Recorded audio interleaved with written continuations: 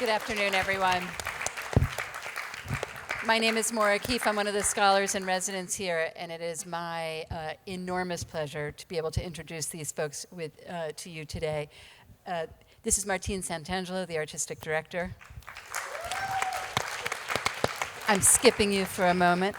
Gabriela, Garcia, company manager, production coordinator, and translator if needed today. And then maybe she needs no introduction, but she does. Soledad Barrio, thank you for being here. So as Pam Tadji said at the curtain speech, Martín and I will have an opportunity to talk about the kind of creative process and research process with the Goya images tomorrow in the Pillow Talk. So today we're going to focus on the brilliant performance we all just witnessed, participated in. And I want to first thank you. And then talk a little bit about the importance of the theatricality and staging and the ways that, for example, the opening with the black feathered creatures. And could you just talk a little bit about how you built from images into stage action? Yeah, stealing from Goya. Stealing from, because he's the genius of geniuses. So it's not always stealing, but adhering to what he wants to do and how we can do it musically and corporally and visually. The monsters, the important thing was to create a neurosis or a psychosis. And so it took a long time, and it's ever changing. We used to have four tables, and now it's just one table. Because we were at a small theater right before, or small venue, right before this, and we did this number in a small venue, and it felt even more claustrophobic and more psychotic, and more of a nightmare with one table, and it got condensed. So things appear. If I get out of the way, if we get out of the way and we let Goya kind of say, just keep going towards his compositions, then things begin to work. Well, I want to ask about the table because it's so instrumental to the sound score and the staging, but It's not a fancy table. No, not at all. It's a Lifetime. That's the brand. They're the plastic tables that we all have, those plastic tables. And in rehearsal, I thought, let's try the tables. Actually, we were in Madrid, and I had an idea. I was driving, and I thought, and I saw four Goyas by the table. Because of he has the Dream of Reason produces monsters. There's that table that he has, and he's sleeping against.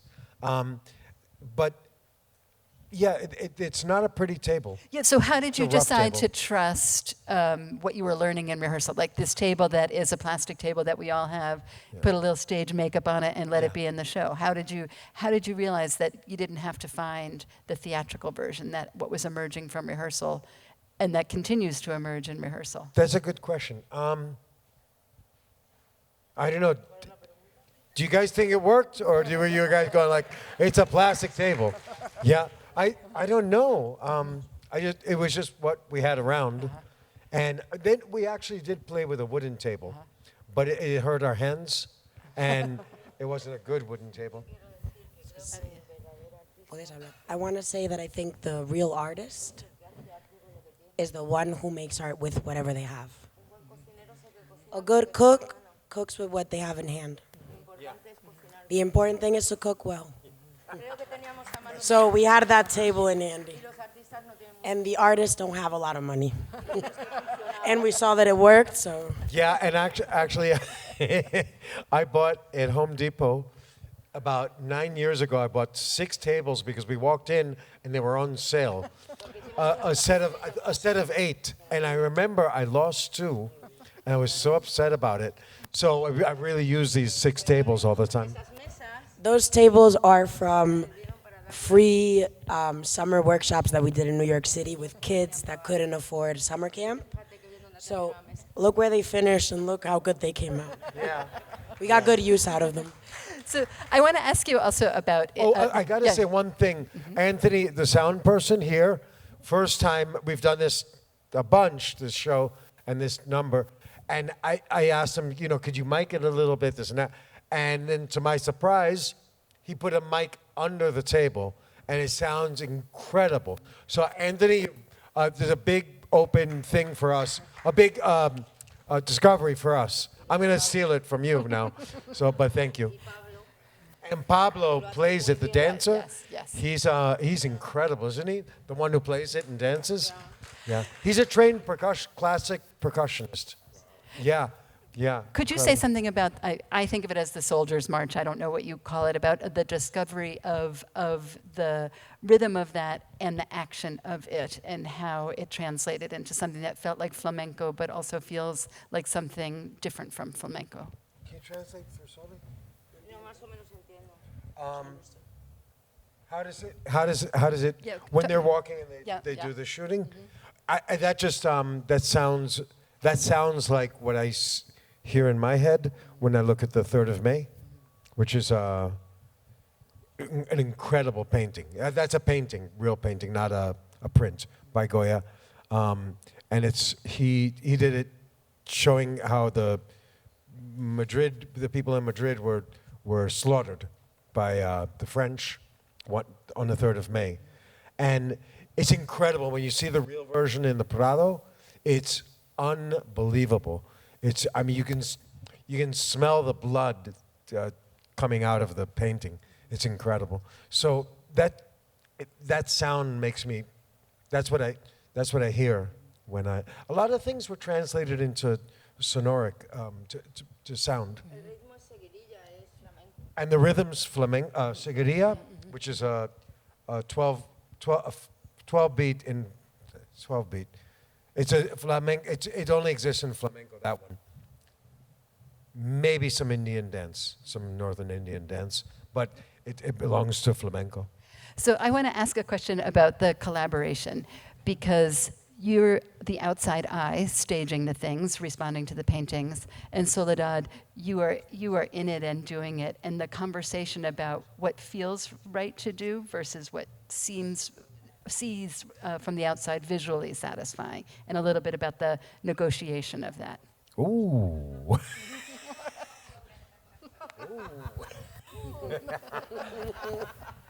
That's a good question.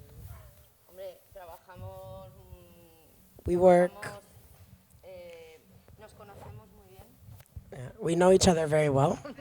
Siempre estamos pensando en esto, por fortuna, por desgracia. We're always thinking about this, fortunately or unfortunately. Se va a casa también. This goes home. I know I'm the oldest daughter. Trabajamos con esto. Goes home. They wake up with this.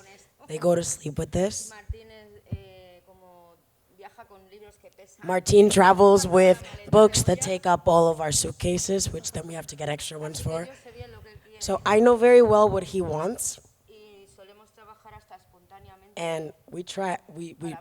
we work spontaneously at the same time Porque yo sé lo que él quiere. because I know what he wants without him communicating. Yeah, we learn from each other from different perspectives, which is nice. Like I said once, and somebody wrote it down, and I thought, oh yeah, that I talk and she listens, and then she dances and I watch. And it is true, when she dances and I watch, I can amend what I'm doing because of what she's doing, and she amends what she's doing by listening to me. So it's a good. It serves a lot of purposes to amend the work And could you talk because it's hard to collaborate.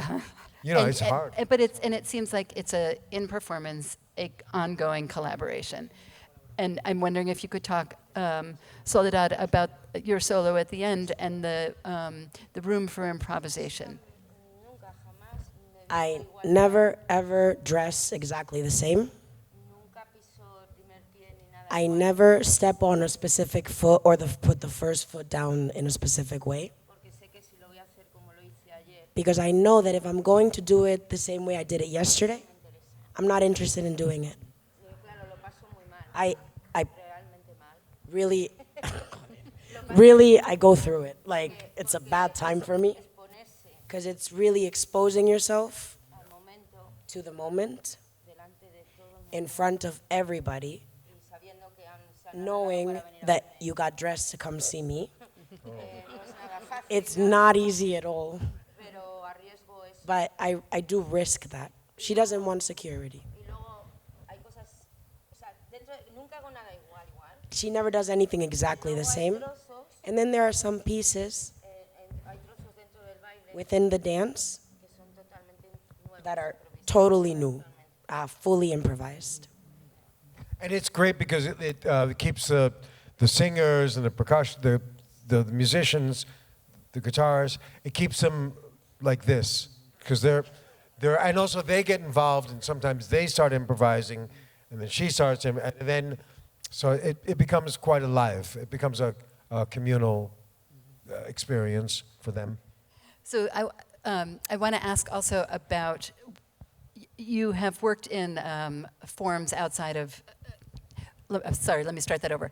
With Antigone, you worked from a script. With Goya, you're working with some visual images. I'm curious whether there are things that you think that's too far to push flamenco, we should come back home again, or if you think the form welcomes the kinds of theatrical interventions that you're doing.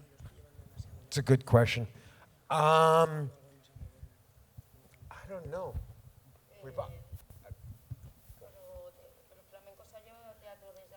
Flamenco has been taken into the theater from so long ago, and it's alive, so it's modern because it's flamenco theater and flamenco is not new. The good thing about Martín is that it's not narrative. It's not a theater flamenco that's narrative necessarily. I think she thinks it's more profound.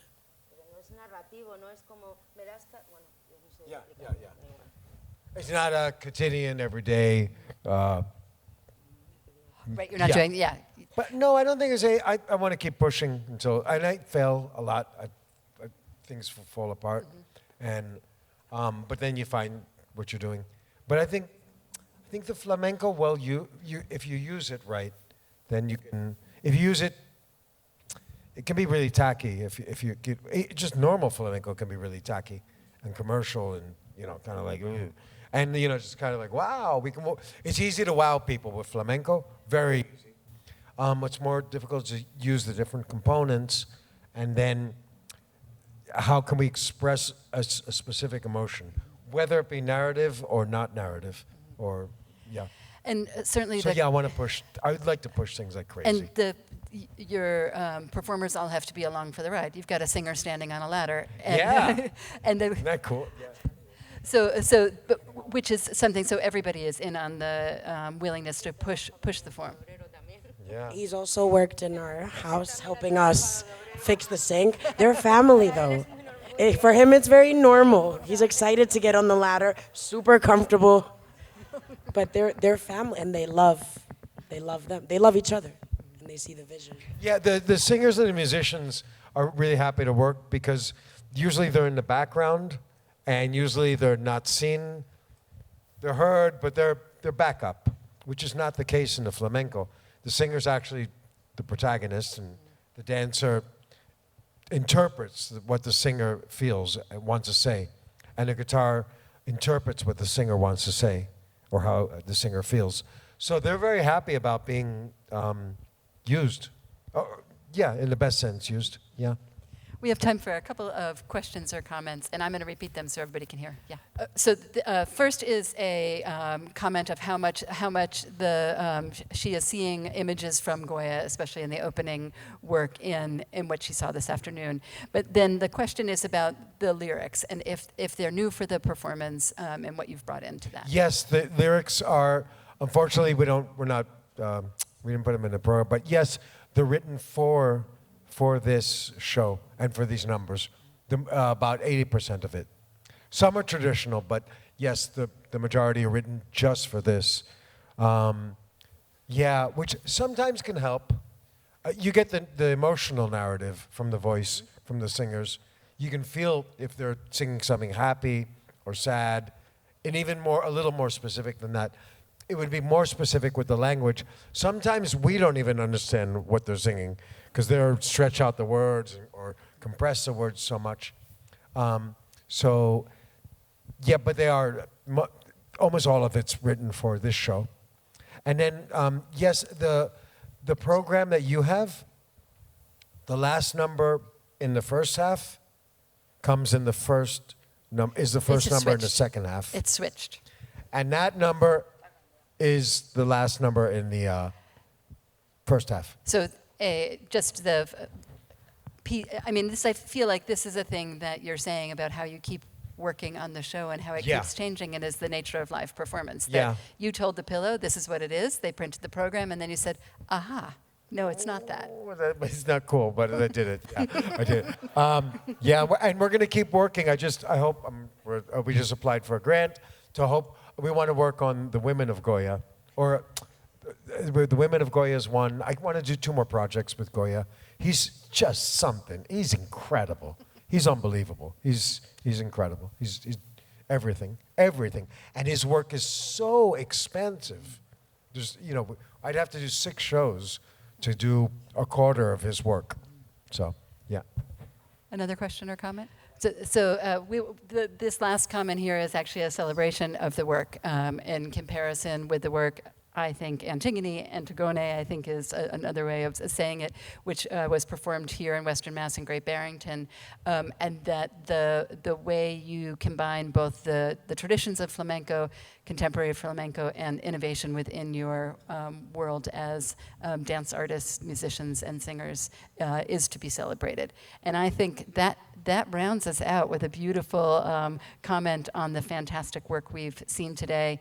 And come back again. It only gets better. That's Thank you. Thank you. Thank you. Thank you, Sole. Gracias, Sole. Yeah.